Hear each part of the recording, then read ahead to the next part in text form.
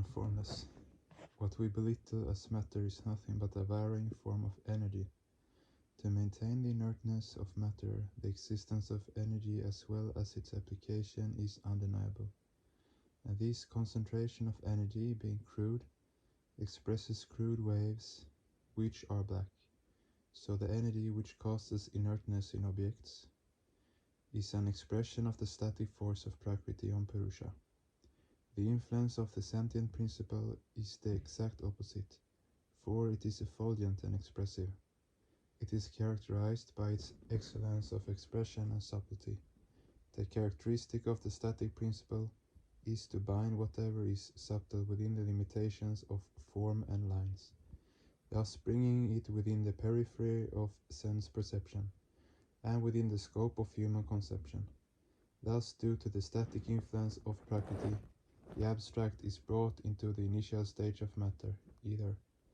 Its nature is to give a concrete form to the absolute idea. When there is the unfoldment of the mutative and sentient principles, they cannot give any expression to their limited ideas in the absence of a proper object. Though they have the potentiality of expressing themselves, as they do not have any finite medium, their expression cannot be manifested.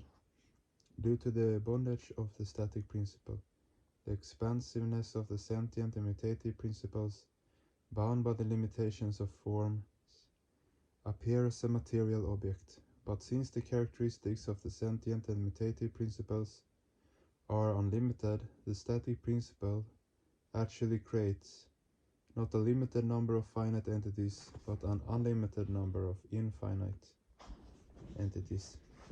The characteristic of the static principle, to bring the subtle within the periphery of finitude, is the actual cause behind the manifestations of both actions and objects. These finite expressions of the practical world are the limiting actional expression of the static principle. Names, forms, and other symbolizations have been ascribed to them by the Do-Rai. The difference between objects is caused by varying degrees of bondage of the static principle. The Indriyas, human sense organs, and their controller, the mind, accept the collectivity of these objects, bound by the limitations of forms, as the expressed universe, where there is no staticity, there is no awareness of creation. Because there are no limiting bondages, the very expression of the creation remains indistinct. That is, in the absence of the static inertness, nothing can be brought within the field of perception. Take the case of the precious metal gold. Whenever you say gold, you refer to gold in general, the gold of the universe. To be of some practical use, the gold will have to be brought within the limitation of a certain form, such as a gold necklace, a gold bangle, or a gold tiara. Women may get a certain pleasure by wearing these gold ornaments, but for the goldsmith has no practical use for them as ornaments. He is only concerned about one thing, gold. Likewise, due to the influence of the static principle, an infinite number of names and forms have emerged out of Paramapurusha, the singular entity. Most people enjoy using these finite names and forms, but the practical spiritual aspirants, they have no special importance. Sadhakas are only interested in the original substance, and not its infinite forms. Thus their only object of ideation is Paramapurusha. They only accept Paramapurusha, the singular entity, as the goal of their lives, just as the goldsmith is only interested in the gold and not in its different forms. How can one shake off the influence of static inertness? How can one get freedom from the bondages of names and forms? Just as the goldsmith uses a hammer and process of melting in fire to extract the real gold from the various ornaments, similarly a practical spiritual aspirant will have to break the bondages of names and forms in the expressed world through the cultivation of knowledge, which is mutative, devotion, which is sentient, by virtue of the heat of the fire of sadhana and the strength derived from sustained intuitional practice. A sadhaka can overcome the static inertness, the apparent cause behind the quinquelemental universe. Life and the world will become effulgent with the resultant unfoldment of latent consciousness.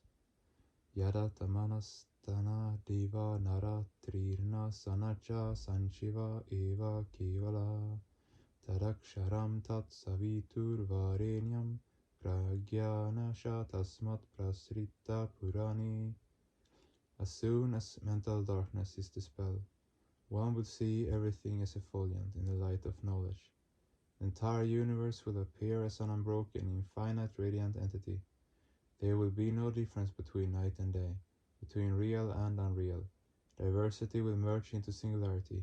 All finite expressions will merge in the integral macrocosmic entity.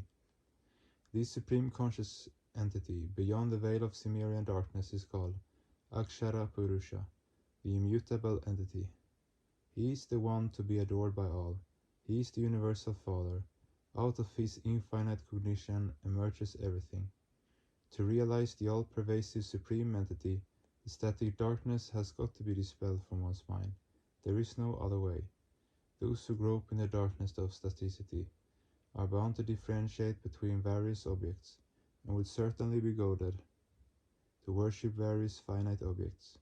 When one develops real love for the Supreme through unflinching sincerity and intense spiritual practice, the bondages of inertness gradually loosen and finally snap open. Those who take the finite to be the infinite and ascribe Brahmahoop to finite objects ultimately degenerate into inert matter. They are psychologically unable to transcend the bondages of lineage, caste, community, and state. They may deliver noble-sounding speeches, but in reality they took upon this world, through the spectacles of meanness, to fulfill their selfish group interests. They utilized their intellectual power and physical energy for internecine feuds and battles, mutual slandering and jealousy, and thereby vitiate the atmosphere of the entire universe. Some intellectuals are in favor of respecting all religions.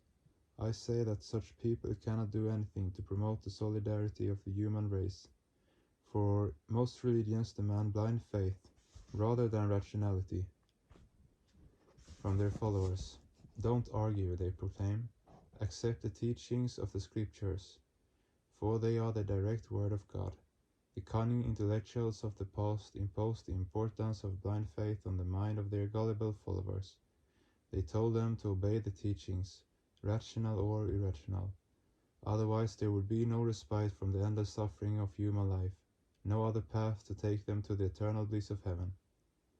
In most cases, religions took advantage of human weaknesses, crippled the people's rationality, and sapped their strength, thus facilitating their exploitation by the religious traders. When the vitality and strength of the masses remains unexpressed, the exploiters will be able to exploit them in the economic and other spheres of life, for a long time with relative ease.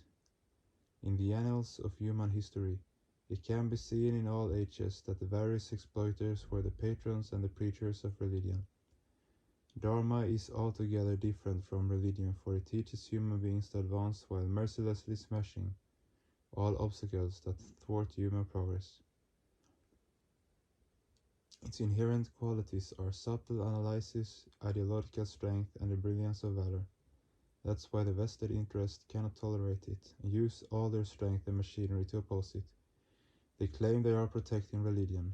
The greater the conflict between person and person, between community and community, between state and state, the greater is their advantage. But when many people form a collective mind through sincere sacrifice and ardent practice, while advancing towards the realization of oneness with the Supreme, it will be difficult to continue exploiting people on any pretext.